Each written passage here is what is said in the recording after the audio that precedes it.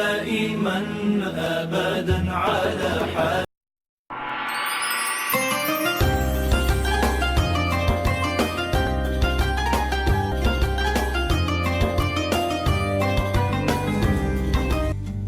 نظرة إلي يا رسول الله. لا إله إلا الله، إلا الله، لا إله إلا الله، لا إله. قال رب اشرح لي صدري ويسر لي أمري واحلل عقدة من لساني يفقهوا قولي. سبحانك لا علم لنا إلا ما علمتنا إنك أنت العليم الحكيم. أما بعد.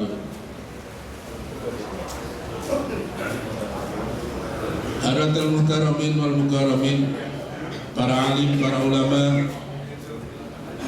para asatid, para habaib, hadir bersama kita guru kita Al-Habib Ali bin Ahmad bin Abdurrahman Segaf, Habib Agil bin Ahmad bin Abdurrahman Segaf, dan juga yang sama-sama kita muliakan dan kita hormati guru kita bersama Ad-Da'i ilallah As-Sayyid Abuya Al-Habib Abdurrahman bin Ahmad bin Abdurrahman Segaf.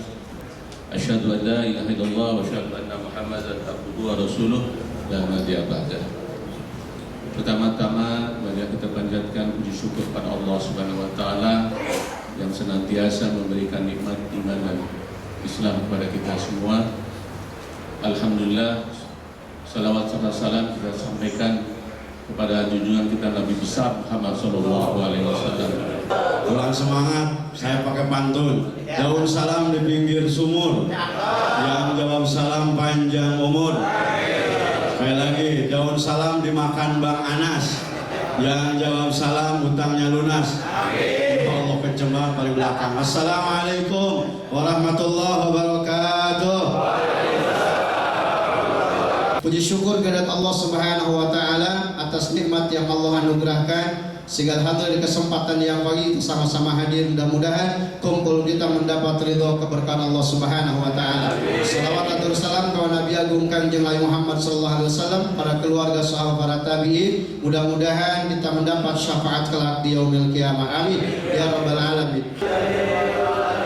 Bapak dan saudara hadirin, mari sama-sama kita ikuti uraian yang akan disampaikan oleh guru kita pada Habiban al-Mahbub al-Habib Abdurrahman bin Ahmad Segaf. Kami silakan sallu ala Muhammad. Assalamualaikum warahmatullahi wabarakatuh. Alhamdulillah wassalatu wassalamu ala Rasulillah wa ala alihi wa man wala, amma ba'd. Segala pujian dan puji kehadirat Allah, salawat dan salam kepada junjungan kita Nabi Muhammad sallallahu alaihi wasallam, para keluarga, sahabat, tabi'in, serta seluruh umat yang selalu beristiqamah mengikuti sunnah-sunnahnya hingga yaumul qiyamah. Alhamdulillah, kembali di pagi hari ini kembali kita dapat bersilaturahim untuk bersama-sama meningkatkan iman dan takwa kita kepada Allah dengan mempelajari dan membahas hadis-hadis Nabi Muhammad sallallahu alaihi wasallam. Semoga apa yang kita lakukan ini mendapatkan keridhaan dan keberkahan dari Allah Subhanahu wa taala. Amin ya rabbal alamin. Langsung saja kita melanjutkan pembahasan kita dari kitab Riyadhus Shalihin, masih di hadis 378, yaitu hadis yang berbicara tentang menjaga hubungan baik di antara kita. Pada pertemuan sebelumnya kita membahas hadis yang melarang kita untuk saling membenci. Kita diperintahkan untuk saling mencinta. Ini pun hadis 378 juga masih berkaitan dengan hadis sebelumnya, yaitu hadis yang diriwayatkan oleh Abu Hurairah radhiyallahu an. Rasulullah sallallahu alaihi wasallam bersabda, "Walladzi nafsi biyadi." Nanti tidak ada kalimat sumpah, tapi di sini ada kalimat sumpah. Walladzi nafsi biyadihi la tadkhulul jannata hatta tu'minu wa la tu'minu hatta tahabbu. Ala adullukum ala syai'in idza fa'altumu tahabbtum absus salama bainakum. Hadis ini di dalam kitab Riyadhus Shalihin di nomor 378, dan aslinya hadis ini berada dalam kitab Sahih Muslim, Abu Dawud dan Tirmidzi, yang sudah pasti hadis ini merupakan hadis sahih. Dikatakan dari Abu Hurairah, ini sudah kita bahas pada pertemuan yang lalu, bagaimana Abu Hurairah radhiyallahu an merupakan sahabat yang terbanyak meriwayatkan hadis Nabi Muhammad SAW, yaitu 5.374 hadis, meninggal tahun 60 Hijriah. Dan beliau berkata, Rasulullah SAW bersabda, "Walladzi nafsi biyadihi," demi jiwaku yang berada di tangannya. Maksudnya adalah demi Allah. Ini kalimat sumpah demi Allah, dan ini menunjukkan kesungguhan. Jadi kalau ada hadis diawali dengan walladzi nafsu Muhammadin biyadi, walladzi nafsi biyadi, itu atau wallahi, itu kalimat menunjukkan kesungguhan. Artinya benar-benar sama. Kalau kita berbicara diawali dengan sumpah, biasanya menunjukkan apa yang saya sampaikan ini betul, apa yang saya sampaikan ini pasti gitu. Wallahi, saya akan, nah itu kalimat menunjukkan kesungguhan. Yang kedua, kata para ulama, menunjukkan besarnya apa yang akan disampaikan. Permasalahan ini sangat penting, permasalahan ini sangat besar, sehingga Nabi kadang-kadang mengawalinya dengan kalimat apa? Sumpah.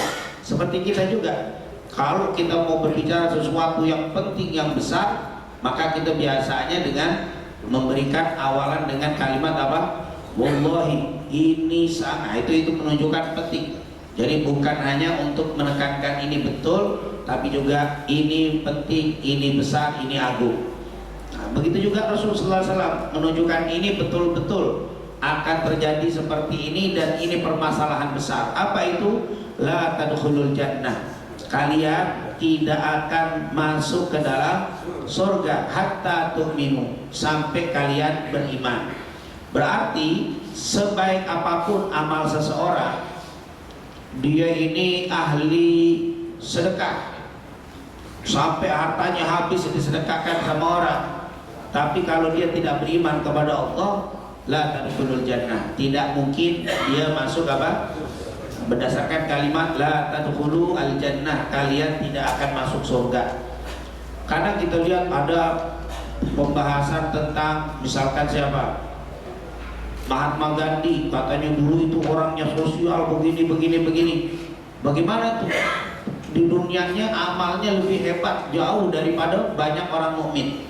Banyak orang mukmin kalah iman apa amalnya dengan apa? Dia. Tapi kalau nggak beriman tetap aja apa? La tadkhulu al jannah, kalian tidak mungkin masuk ke dalam surga. Maka itu adalah kunci. Ustaz, tapi ini perbuatannya baik. Nah, ini orang Islam berbuat tidak baik. Ini sudah apa? Kaidah dari Nabi. Pokoknya kalau nggak beriman nggak masuk surga, mau sebaik apapun. Tapi kalau beriman, ya walaupun miring-miring dikit masuk surga. Ya kalau miring dikit dimasukin neraka dulu. Miringnya banyak ya direndam dulu. Tapi pada akhirnya apa? Masuk surga. Ini sudah dijanjikan dan ini menjadi kaidah. Jadi jangan pakai kalimat kayaknya nggak adil dah. Hanya gara-gara iman orang itu walaupun tidak baik tetap masuk surga. Gara-gara iman walaupun sebaik apapun tetap nggak masuk surga. Nggak bisa. Itu sudah menjadi apa? Ketetapan Allah dan Rasulnya. Tentunya banyak para ulama memberikan ilustrasi gambaran iman. Nah, contoh paling banyak disampaikan misalkan ada seorang ibu atau seorang bapak, dia punya anak dua. Yang satu anaknya bandelnya super, udah badung banget, nakal banget, wah udah pokoknya ulah mulu dah. Bapaknya benar mandir ke polisi gara-gara urusan dipanggil dia terus. Kalau sekolah dipanggil guru mulu bapaknya, kasus dulu. Tapi ini anak mengatakan ini bapak saya, ini bapak saya. Kalau ditanya orang siapa bapak, pulang. Ada lagi satu anaknya baik banget, wah perbuatannya nggak pernah macam-macam. Tapi kalau ditanya orang, bapakmu itu bapak, bukan, itu bukan bapak saya. dia nggak mengakui bapaknya itu bapaknya dia, mengingkari dan tidak meyakini, bahkan kalau ditanya dia nggak mau mengakui itu bapaknya. Maka mungkin kalau kita tanya, bapak lebih demenan anak yang bangor tapi tetap ngakui dia sebagai bapaknya, atau lebih suka ngakui anak yang baik tapi nggak mengakui dia sebagai bapak? Mendingan yang bangor nih tapi tetap dia bilang saya bapaknya. Ini baik tapi bilang saya bukan bapaknya. Sebaik-baiknya orang, tapi kalau dia nggak ngakui Allah sebagai Tuhannya, bagaimana itu? Dia amalnya baik, sedekah, tapi dia bilang Allah bukan Tuhan saya. Tapi yang Bandung ini nih bilang Allah Tuhan saya, Allah yang nyipain saya, Allah cuma saya Bandung aja, begitu. Ya Allah, kita kira kalau secara logika, ya Allah lebih cinta kepada yang mengakui orang makhluk ini, yang mengakui dia sebagai apa? Adkhulu al-jannata, kalian gak mungkin masuk surga hatta tu'minu, sampai kalian beriman. Wala tu'minu, dan kalian tidak akan beriman hatta tahabu. Nah, kalimat kalian tidak akan beriman maksudnya dengan iman yang sempurna. Nah, kalimat apa la tu'minu di sini bukanlah nafi menghabiskan sama sekali. Kalian tidak akan masuk surga sampai kalian beriman, dan kalian tidak akan beriman dengan iman yang sempurna hatta tahabu. Nah, di sini jangan kalau nggak saling cinta berarti kafir, karena kalimat la tu'minu hatta tahabu bukan. Kata-kata tidak beriman banyak maknanya bukan kafir. Contohnya, la yu'minu ahadukum hatta yuhibba li akhihi ma yuhibbu li nafsi. Tidak beriman salah seorang di antara kalian sampai mencintai di saudaranya seperti mencintai. Kalau nggak, bisa nggak bapak mencintai saudaranya seperti bapak mencintai diri sendiri? Iya, kalau di sini kayaknya modelnya begitu, tapi di luar sana susah. Tapi apakah bapak kafir? Karena kalimatnya tidak beriman orang yang tidak mencintai saudaranya seperti mencintai diri sendiri. Kalimat tidak beriman apakah kafir? Enggak. La yu'minu imanan kamila, tidak beriman dengan iman yang sempurna sebelum kita mencintai saudara kita seperti mencintai. Nah, itu kalimat la yu'minu, artinya la yu'minu imanan kamila, tidak beriman dengan iman yang sempurna. Jangan dibilang nggak beriman langsung kafir. La yu'minu hatta akuna ahabba ilaih min walidi wa waladi wan nasi ajmain. Tidak beriman kalian sampai kalian mencintai aku, kata Nabi Muhammad, melebihi cinta kalian kepada anak kalian, kepada orang tua kalian dan seluruh manusia. Susah. Ini kadang-kadang anak kita lebih kita cintai daripada Nabi Muhammad. Kata Nabi, kita disuruh taklim. Anak mau ngajak jalan di pagi gini, hari libur, akhirnya kita korbankan taklim kita apa?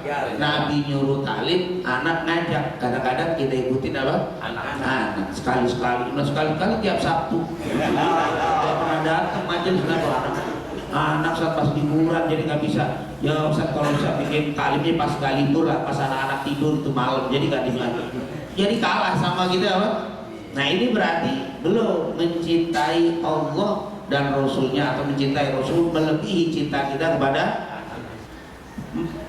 Apakah dikatakan ala adullukum ala syai'in, apakah kamu mau saya kasih tahu apa itu sesuatu, idza fa'altumu, kalau kalian lakukan sesuatu ini, tahabbtum, akan timbul saling kecintaan di antara kalian. Jadi Nabi memberikan resep, mau nggak kamu saya kasih tahu amalan, kalau kamu lakukan kamu akan apa? Saling mencinta di antara kamu. Yaitu kalau ini amalan. Apa itu? Absus salam bainakum, sebarkan salam di antara kalian. Ini menunjukkan pertama, Nabi itu kalau melarang sesuatu, dia memberikan sesuatu larangan tersebut dengan alasan. Yang kedua, memberikan solusi bagaimana cara untuk apa? Supaya sesuatu tadi menjadi hal yang tidak menimbulkan keburukan. Jadi yang pertama, Nabi itu kalau melarang mesti ada alasannya. Nah, kalau kita mestinya begitu.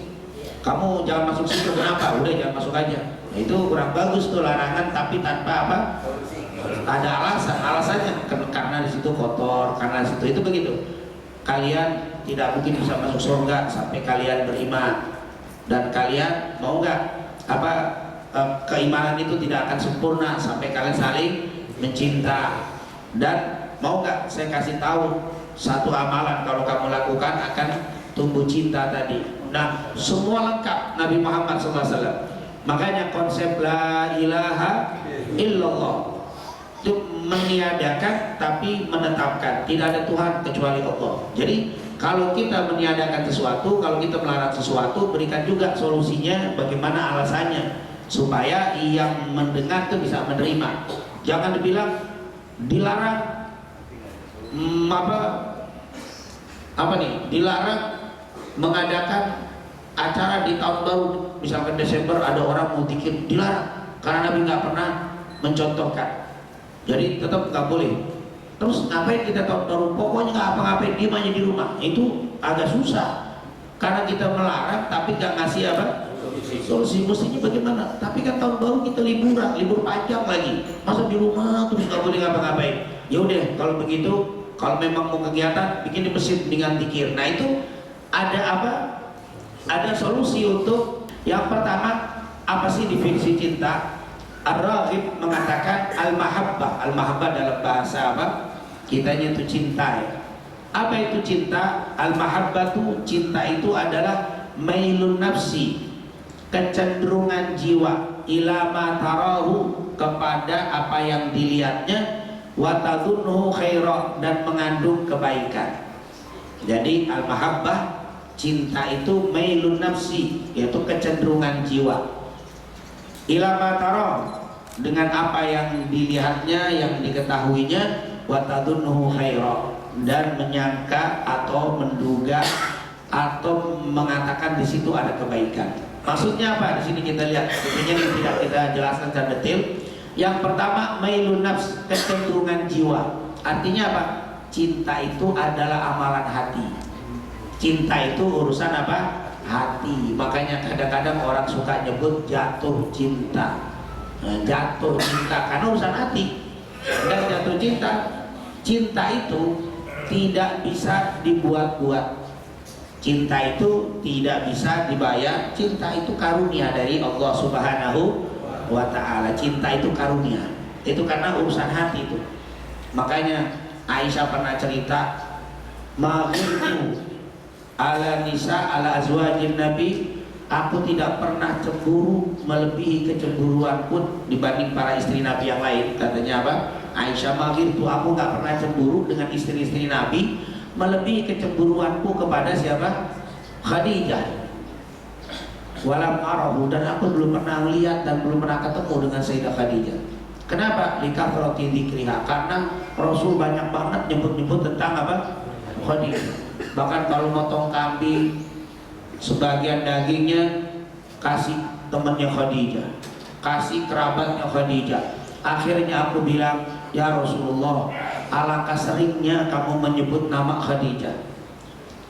Alangkah apa besarnya cintamu kepada Khadijah ya Rasul. Bukankah Allah sudah menggantikan denganku? Kata Rasul, gak ada yang bisa menggantikan Khadijah. Apa jawaban Nabi? Kenapa waktu ditanya sama Aisyah, kok banyak banget engkau selalu nyebut nama Khadijah? Laqad ruziktu hubbaha. Kata Rasulullah SAW, laqad ruziktu, sungguh aku telah diberikan rizki oleh Allah hubbaha, kecintaan kepadanya. Jadi ternyata cinta itu apa? Karunia, rizki dari Allah. Kemudian matarahu, yang dilihatnya. Maksudnya apa? Seseorang tidak mungkin mencintainya kecuali melihat atau mengetahuinya. Jadi untuk supaya kita bisa cinta, harus tahu dulu, harus kenal dulu. Matarahu, apa yang dilihat di sini bisa dilihat dengan mata, bisa dilihat dengan pengetahuan. Kita cerita tentang Nabi, antum gak mungkin cinta sama Nabi kalau gak kenal. Nah, kalau bahasa melihat itu artinya mengenal. Makanya kata orang sini apa? tak kenal maka matarahu, harus lihat dulu, harus kenal dulu. Makanya di sini berkata Ali bin Abi Thalib, man ro'ahu, siapa yang melihat Nabi badihatan haba, siapa yang melihat Nabi sesaat melihat Nabi haba, akan timbul kewibawaan yang besar. Jadi kalau melihat Nabi itu orang melihat Rasul, atau orang yang baru kenal Nabi, wow, itu haibah qawiyah, punya wibawa yang sangat besar. Tapi waman khalaqahu, tapi siapa yang sering bergaul dekat dengan Nabi, ma'rifatan, semakin dekat, semakin sering, semakin ketemu, apa? Ahabbahu, akan timbul cinta. Tuh, karena sering ketemu, kenal, timbul cinta. Cinta dimulai dari mata turun apa? Mata ini pengaruh ini, lihat dulu, sering ketemu, melu nafs, akhirnya jiwa miring ke dia. Mel itu miring, itu cenderung. Gara-gara sering apa? Mataro, saling lihat. Nah ini saling sering melihat. Yaquluna, itu berkata orang yang mensifatinya, lam aragabla wala ba'dahu mithla, aku nggak pernah melihat orang sebelum dan setelahnya seperti Nabi Muhammad SAW. Ini dalil cinta itu berkaitan dengan hati. Yang kedua, cinta itu akan jatuh. Cinta kalau kita sering apa? Melihat, sering ketemu, sering bergaul. Makanya kita disuruh silaturahim. Silaturahim itu akan cinta. Ini kita nih kalau ngaji sering ketemu, ngeliat muka, walaupun nggak ngomong, ngeliat muka udah pada kenal. Tiba-tiba lagi di jalan, motor keserempet tuh, pakai helm, udah marah muka. Ya jam masa baisu, ya kena, udah lain itu. Beda karena sering apa? Sering ketemu, badan nggak kenal, kayaknya saya buka kenal. Oh saat sering ngaji sampai di situ, ya udah. Yang tadinya mau mukanya merah langsung apa? Senyum. Tapi kalau nggak kenal ribut urusannya. Dan kalau bahasa kita, misalkan nih cerita anak muda nih biasanya, ini contoh sih anak muda yang muslim nggak begini nih, cerita-cerita apa pada umumnya itu. Kamu cinta sama si fulan? Iya, saya jatuh cinta sama fulan, sama fulanah misalnya. Kenapa kamu cinta? Ada apa yang dia miliki nilai lebihnya? Nggak ada, biasa aja. Itu bukan cinta. Masa cinta nggak ada nilai apa? Mesti ada nilainya. Saya demen sama senyumnya tuh. Dia ada nilai yang apa? Nilai lebih. Wa tadunnu khaira. Di situ ada khairnya. Nggak mungkin orang mencintai sesuatu sementara sesuatu itu tidak ada apa? Nilai lebihnya. Makanya khairan wa tadunnu khaira. Dan diduga di situ ada apa? Kebaikan, ada nilai yang dia anggap baik. Tergantung dia. Kalau memang dia itu apa demennya, sukanya, misalkan sama hidup, saya demen sama dia itu kenapa? Hidungnya bagus, ngeliat hidungnya doang. Ada yang ngeliat demen saya jidatnya apa nong-nong. Dia ada, tergantung itu nilai apa? Nilai menurut dia yang suka. Yang orang muslim nggak lihat itu, saya demen sama dia, kenapa? Akhlaknya. Nah itu tapi ada nilai. Tidak mungkin orang jatuh cinta kepada sesuatu tanpa ada kelebihan. Wa tadunnu khaira. Nah, ini definisi apa? Cinta. Jadi kalau ada yang bilang kamu cinta sama dia, kenapa? Ada apa? Apa kelebihan dia? Nggak ada apa-apa, nggak ada kelebihannya. Berarti itu bukan cinta, itu nggak tahu tuh kenapa itu orang stres. Masa cinta? Makanya nggak ada, istrinya nggak ada nilai lebih sama sekali kok dia cinta, nggak mungkin. Mesti ada. Kalau dia itu berarti dia nggak bisa, nggak ngerti makna apa. Saudaramu ini menjaga 12 rakaat setiap hari Qobliyah dan Ba'diyah. Kata Nabi, siapa yang menjaga 12 rakaat Qobliyah Ba'diyah, Allah akan bangunkan rumah, dan riwayat istana di dalam surga. Punya perumahan juga nih di mana? Oh, gimana kita nggak kagum? Apa yang nggak ada dia, Bang? Ijab itu akan ada nilai yang lebih di hati, apa yang kita bisa lihat di kaum muslimin. Makanya karena kita nggak kenal makna mahabbah, kan kita tak begitu. Saudara saya muslim biasa-biasa aja, bukan biasa-biasa aja dia punya iman aja sudah luar biasa. Bukan memang sengaja biar apa orang lebih cepat masuk waktu apa. Soalnya kadang-kadang kalau di pas itu ada yang pas jam 12, pas jam 12. Apa untuk sholat, padahal duhurnya jam 12 kan? dikasih kecepatan, oh di jam 12 buru-buru sampai sini kan 10 menit tungguin aja. Nah itu untuk apa, menarik mungkin, untuk menarik lebih apa awal. Kan kadang-kadang jam kita cepat-cepat, tapi jamnya masih 10 menit lagi ya. Apa sih cara kiat menumbuhkan kecintaan dengan saudara kita? Maka yang pertama kan Nabi kasih solusinya tadi, afala adullukum ala syai'in idza fa'altum tahabbtum afsus salama bainakum. Nabi memberikan solusi supaya kita bisa saling mencinta, dikasih amalan. Apa salah satunya apa? Menyebarkan salam. Yang kedua, intinya selain daripada mengetahui keutamaan saling mencinta karena Allah. Nah, kalau kita paham bagaimana keutamaan kelebihan yang Allah kasih kepada orang yang saling mencinta, bagaimana keutamaan mencintai orang mukmin. Di sini diantaranya perintah dari Allah dan Rasul. Kenapa Bapak mencintai saudara Bapak mukmin Muslim? Karena Allah dan Rasulnya memerintahkan saya untuk mencintai dia. Ya kan? Lau kana hubbuka shadiqan la ata'tahu innal muhibba liman yuhibbu muti'u.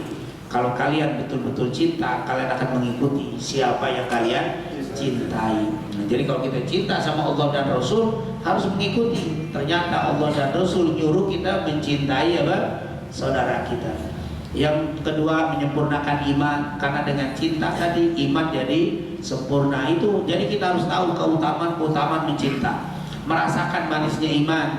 Sudah kita bahas kemarin itu kan, mencintai saudara kita itu menjadi apa, pemanis iman. Jadi kita akan merasakan nikmatnya iman kalau kita sudah saling cinta. Yang kedua, harus belajar mengetahui keutamaan saling mencinta karena Allah. Nah di sini ini bukan semua ya.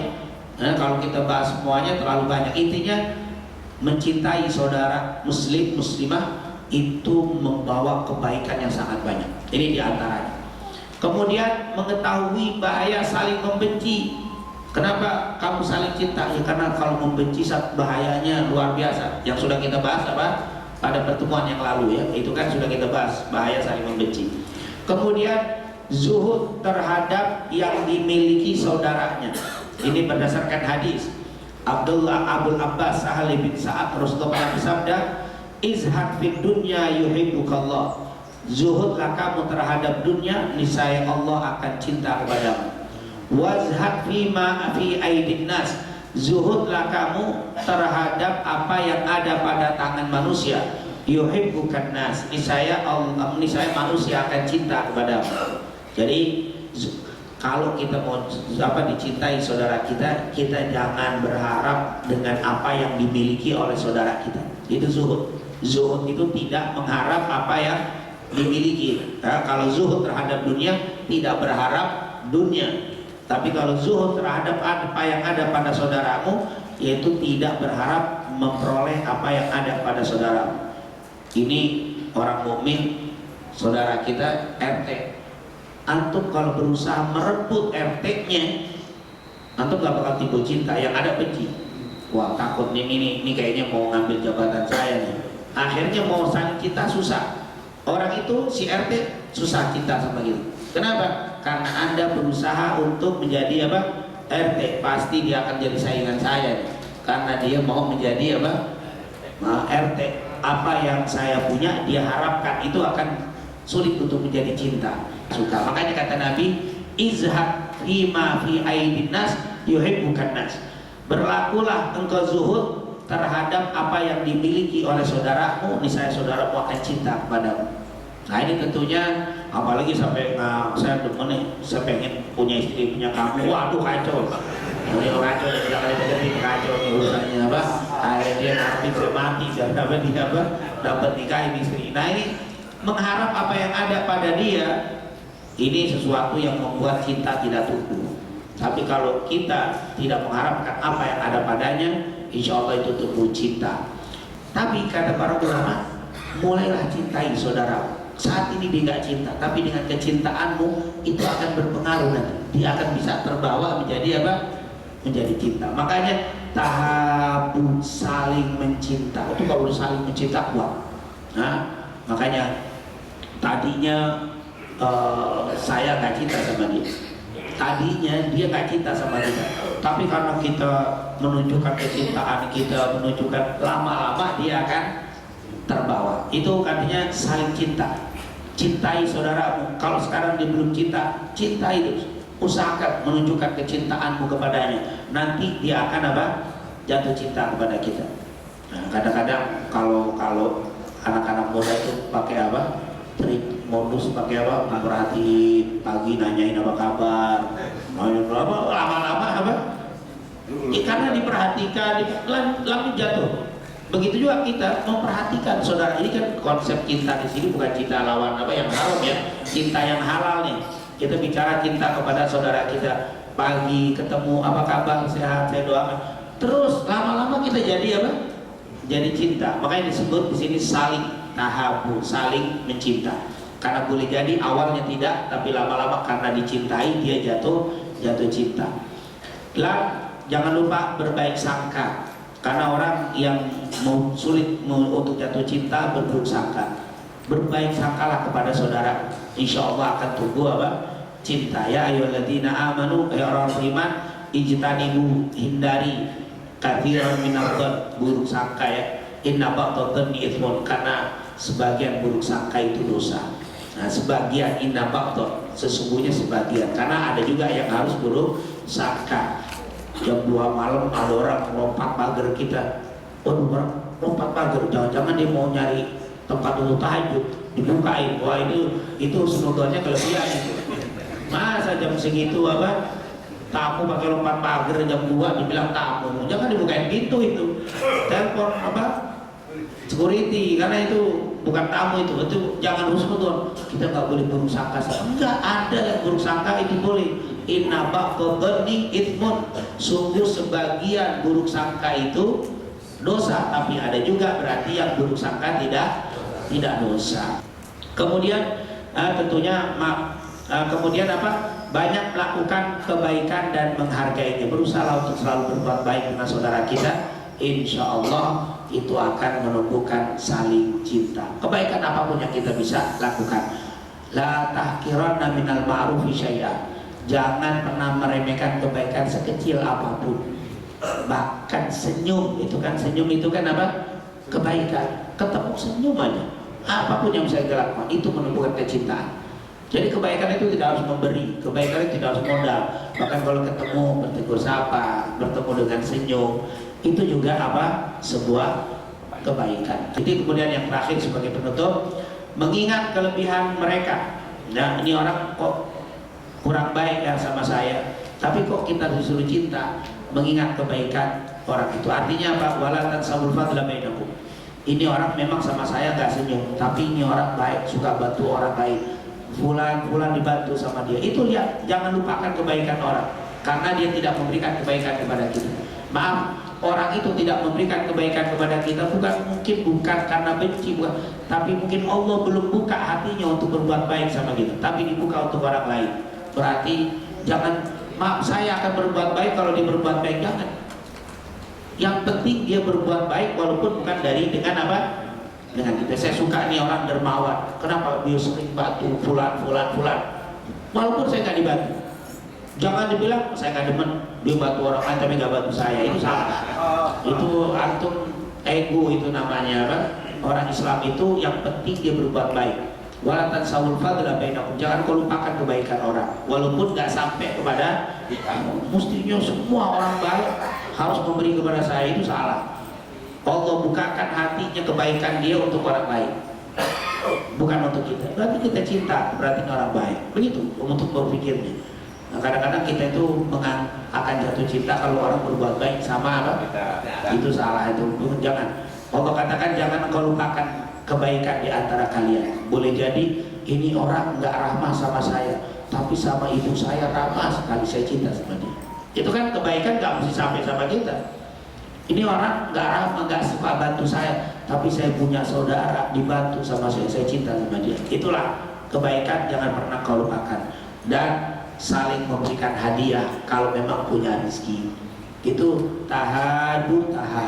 Kata Nabi, saling memberikan hadiahlah kamu, niscaya akan tumbuh rasa cinta.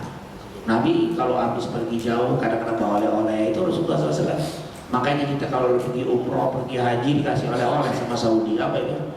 Zam-zam dikasih, karena dulu waktu Aisyah berangkat haji pulang bawa zam-zam, disuruh sama Nabi Muhammad.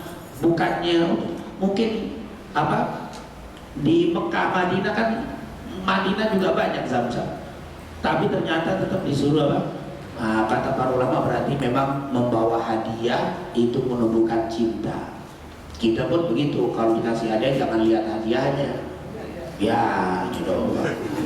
Cuma kasih aspek kecil udah terlalu banyak, atau mikirin bendanya. Kalau kita lihat ini orang udah bawa hadiah jauh-jauh, maaf, walaupun kecil itu jangan dilihat-nilai, tapi ingatnya dia kepada kita saat apa? Musafir, itu menunjukkan cintanya dia. Musafir, dia di Mekah mas, oh iya hadiah untuk pulang, untuk tetangga pulang, untuk teman saya. Nilainya kecil, tapi bapak itu diingat dia, Pak. Maaf, orang musafir itu biasanya nggak ingat sama orang. Orang musafir itu kata para ulama, kalau kau mau tahu orang itu baik dan tidak baik, lihatlah saat musafir. Di saat musafir masih ingat sama bapak, berarti orang itu cinta sama bapak. Pulang bawain hadiah, ini saya ingat sama bapak nih waktu di Jawa saya beliin kerupuk doang Pak. Saya tuh banyak kerupuk gede-gede, kerupuk kecil deh. Iya bang, jangan dilihat kerupuknya, tapi masya Allah saya depan pergi jauh musafir masih ingat sama saya bawain itu yang harus kita apa? Tahadu, saling memberikan hadiah akan tumbuh cinta di antara kita. Insya Allah Allah berikan dan mempertumbuhkan kecintaan di dalam hati kita. Amin, amin ya rabbal alamin. Mungkin itu yang bisa saya sampaikan, lebih kurangnya wassalamualaikum warahmatullahi wabarakatuh.